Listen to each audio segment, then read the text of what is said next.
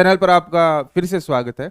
आज हम state exam के जो आपके आगे आने वाला है उसके प्रीवियस ईयर के क्वेश्चन पेपर सोल्व करेंगे। ये केवल स्टेट के अभ्यर्थियों के लिए नहीं है, सीटेट हो, आरटेट हो, एसएससी हो, कोई भी परीक्षा हो। देखिए हम हिंदी व्याकरण पढ़ रहे हैं। अब हिंदी व्याकरण अगर आपके समझ में आ गए और उसके क्वेश्चन आपसे पूछे जा रहे हैं तो वह क्वेश्चंस तो वही है हिंदी व्याकरण के। अब एग्जाम चाहे कोई भी हो, सभी एग्जाम में काम में आएंगे। कुछ विद्यार्थी ये होते हैं कि सर इसी परीक्षा के क्वेश्चन सोल्व कराओ, तो हिंदी व्याकरण में ऐसा कोई विशेष नहीं है कि अलग अलग परीक्षा में कुछ अलग पैटर्न से क्वेश्चन पूछे जाएंगे। क्वेश्चन आपके वही होंगे। अगर ग्रामर के कॉन्सेप्ट आपके क्लियर है तो आपको क्वेश्चंस में कोई प्रॉब्लम नहीं आएगी। तो आज हम स्टेट 2020 का ये पेपर है उसके क्वेश्चन सोल्व करेंगे।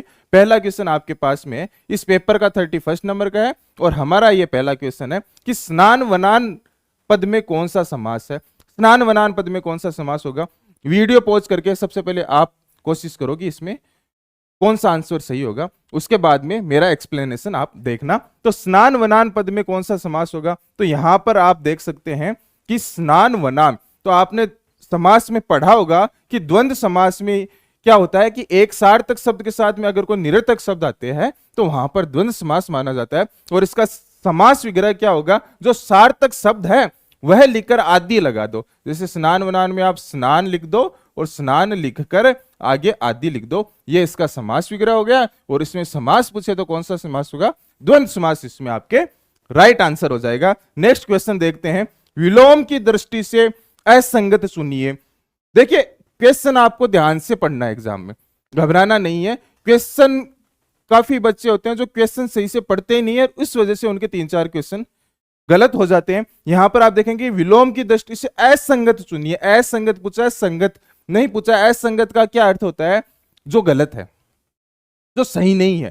तो ये जो असंगत वर्ड हो गया, कई बार नहीं और है में कंफ्यूजन हो जाता है, लास्ट में नहीं लगा देते हैं कि इनमें से कौन सा द्वंद्व समास का उदाहरण नहीं है, और आप द्वंद्व समास का उदाहरण होता है जो उसे ही टिक करके आ जाते हैं। तो ऐसी छोटी छोटी गलती आपको नहीं करनी है। विलोम की दृष्टि से असंगत चुनिए, जो सही विलोम का युग में नहीं है वह चुनना है। तो निषिद्ध का विहित सही विलोम शब्द है।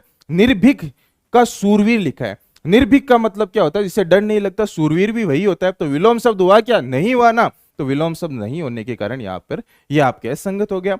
पदारूढ़ वाला और प्रवृत्ति निप्रवृत्ति ये आपके सही विलोम शब्द है। नेक्स्ट क्वेश्चन देखते हैं, शुद्ध वाक्य चुनिए। इनमें से कौन सा शुद्ध है वाक्य वह बताना है हमें। तो देखिए 4 ऑप्शन आपके पास में। पहला है मैं मेरे घर जाऊंगा, बताओ सही है या गलत है ये वाक्य। मैं मेरे घर जाऊंगा होता है या मैं अपने घर जाऊंगा, तो यहां पर सही क्या होगा, मैं अपने घर जाऊंगा। तो ये आपके अशुद्ध वाक्य हो गया। तुम तुम्हारा काम करो, तो यहां पर भी क्या हो गया, तुम अपना काम करो, तुम्हारा नहीं होगा अपना होगा। तो यहां पर भी आपके अशुद्ध वाक्य हो गया। हम हमारे धर्म का पालन करना चाहिए, हमें हमारे धर्म का पालन करना चाहिए, तो यहां पर यह भी अशुद्ध हो गया। हम नहीं आएगा, हमें आएगा। फोर्थ ऑप्शन क्या है, यह वाकई एक गंभीर समस्या है, यह आपके शुद्ध वाक्य हो गया। फोर्थ आपके राइट आंसर हो गया। नेक्स्ट है, आंजनेय शब्द में प्रयुक्त प्रत्यय है। आंजनेय में कौन सा प्रत्यय प्रयुक्त होगा, बताओ।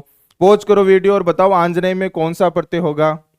आंजनेय शब्द में आपके ए प्रत्यय होगा। कौन सा प्रत्यय होगा, ए प्रत्यय आंजनेय शब्द में होगा। और अंजनी इसमें मूल शब्द होगा। प्रत्यय टॉपिक में हमें पढ़ा है, प्रत्यय का अनुमान लगाने के लिए आपको मूल शब्द का पता होना चाहिए। नेक्स्ट क्वेश्चन आपके है, अपादान कारक युक्त वाक्य क्या है। कारक से क्वेश्चन है, अपादान कारक का पूछा है कि अपादान कारक कौन से वाक्य में है, अपादान कारक तो कौन सा वाक्य है। तो अपादान कारक क्या होता है, अपादान कारक में से कारक चिन्ह आता है। सबसे पहले आपको यह ध्यान होना चाहिए और उस वाक्य का भाव आपको पता होना चाहिए। से कारक चिन्ह तो करण में भी आता है।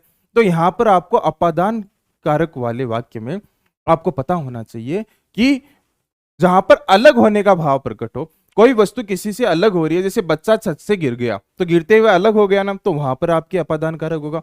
एक जहां पर भय डर का भाव हो वहां पर भी आपके अपादान कारक होगा। तो यहां पर आप ऑप्शन देखेंगे तो पहला ऑप्शन भी क्या, आपके बच्चे बंदर से डरते हैं, वही भय और डर का भाव हो गया। तो यहां पर आपके क्या हो गया, फर्स्ट ऑप्शन में आपके अपादान कारक हो जाएगा। बाकी में महिला आंखों से देखती है, से तो इसमें भी आ रहा है लेकिन आंखों की सहायता से आ रही है, सहायता का भाव जहां पे आता है वहां पे आपके करण कारक होता है। तो फर्स्ट आपके राइट आंसर हो गया। अनुपम शब्द में कौन सा उपसर्ग जुड़ा हुआ है, अनुपम शब्द में कौन सा उपसर्ग है बताओ। अनुपम शब्द में उपसर्ग देखने के लिए आपको मूल शब्द का पता होना चाहिए। तो यहां पर आपको अनुपम में अनुपसर्ग नहीं करना है, क्योंकि पम कोई शब्द नहीं होता है, पम कोई शब्द नहीं होता है। यहां पर आप देखेंगे तो इनको विच्छेद करेंगे तो यहां पर आप देखेंगे कि अन और पीछे रह जाएगा उपम, उपमा से उपम आया है, तो यहां पर आप देखेंगे अनुपम शब्द में अनुपसर्ग है। नेक्स्ट देखते हैं चौथा पांचवा कैसे विशेषण है। चौथा पांचवा क्या है, क्रम में आ रहे हैं, तो क्रम में आते वो कौन से होते हैं, क्रमवाचक विशेषण होते हैं। थर्ड आपके राइट आंसर हो गया। नेक्स्ट क्वेश्चन है अभ्युदय शब्द में संधि का प्रकार बता दे। अभ्युदय शब्द में कौन सी संधि होगी बताओ। यहां से पहले शब्द देखते, ये से पूर्व अर्धवर्ण आ रहा है तो संभावना पर जाना, यह संधि हो सकती है। संधि के वीडियो में मैंने बताया आपको कि केवल संभावना के आधार पर नहीं करना है, आपको संधि विच्छेद भी करना है कि नियम की पालना हो रही है नहीं हो रही है। तो यहाँ पे यण संधि का अगर आप नियम लगाएंगे तो आप देखेंगे अभी प्लस उदय से अभ्युदय शब्द का निर्माण हुआ है। ई के बाद में अगर कोई असमान स्वर आता है, असमान स्वर आता है तो ई के स्थान पर क्या होगा, ई के बाद में अगर कोई असमान स्वर आया तो इस ई के स्थान पर यह हलंत हो जाता है। इस नियम से यहां पर अभी प्लस उदय से अभ्युदय शब्द का निर्माण हुआ है और ये यण संधि के आपके उदाहरण है।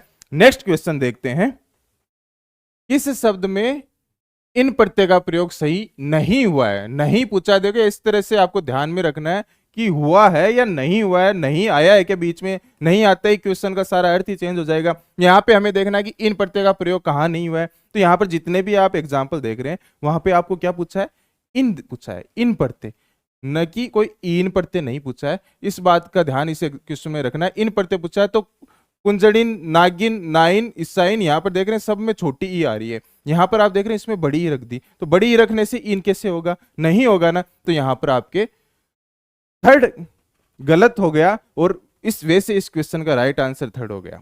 ओके, नेक्स्ट देखते हैं अपन संबंध सूचक सर्वनाम पद छांटिए। संबंध सूचक सर्वनाम पद छांटिए, जो संबंध दर्शा रहे हो, जो वाक्य में संबंध दर्शाने का काम कर रहे हो, तो वहां पर आपके क्या होगा, जो आपके क्या होता है वाक्य में संबंध दर्शाते हैं। जैसे कि जो लड़का यहां पर आया था वह रमेश है, तो दोनों उपवाक्य में जो संबंध दर्शा रहा है क्या है, जो है, तो संबंध सूचक सर्वनाम पद क्या है, जो हो गया। तो यहाँ पे सेकंड राइट आंसर हो गया। किस विकल्प में नित्य बहुवचनांत शब्द नहीं है। नित्य बहुवचनांत शब्द, ध्यान दीजिए, नित्य मतलब जो हमेशा, बहुवचनांत जो बहुवचन के रूप में ही रहता है।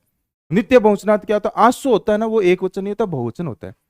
यह आंसू बहुवचन के रूप में ही प्रयोग में आता है। ऐसे ही अक्षत हो गया, दर्शन हो गया, ये आप पढ़ेंगे तो वहां पर आपको पता चलेगा ये बहुवचन के अर्थ में प्रयोग होते हैं, जबकि व्याख्याता क्या होता है, ये एक वचन के अर्थ में भी प्रयुक्त होता है। तो यहाँ पर ये एक वचन के अर्थ में भी प्रयुक्त होने के कारण यहाँ पर ये आपके राइट आंसर हो गया। कौन सा शब्द इंद्रधनुष का पर्यायवाची नहीं है। इंद्रधनुष के पर्यायवाची पूछे हैं, सुरचाप हो गया, सप्तवर्ण हो गया, घन कोदंड हो गया, ये सभी आपके इंद्रधनुष के पर्यायवाची है। अमरेश्वर आपके इंद्रधनुष का पर्यायवाची नहीं है। नेक्स्ट क्वेश्चन है, राम ने किसान की जमीन हथिया ली। कहां से क्वेश्चन आया, क्रिया से क्वेश्चन आया है। तो यहां पर आपको क्या पूछा है कि हत्या जो अंडरलाइन किया है शब्द में, रेखांकित शब्द में प्रयुक्त क्रिया है, कौन सी क्रिया होगी बताइए। हमने पढ़ा है कि जो संज्ञा से जो क्रियाएं बनती है वहां पर आपके नाम धातु क्रियाएं होती है। तो हत्या किससे बना है, हाथ है, हाथ संज्ञा है, हाथ संज्ञा से हत्या क्रिया बनी है। तो यहां पर आपके कौन सा आंसर राइट हो जाएगा, नाम धातु क्रिया होगी इसमें, क्योंकि ये संज्ञा से क्रिया बनी है। नेक्स्ट क्वेश्चन आपके पास में है, विशेषण पद चुनिए, इनमें से विशेषण कौन सा होगा। तो यहां पर आप देखेंगे तो आप देखेंगे कि गुणशाली ये विशेषता बताता है, तो विशेषण पद यहाँ पे गुणशाली हो गया।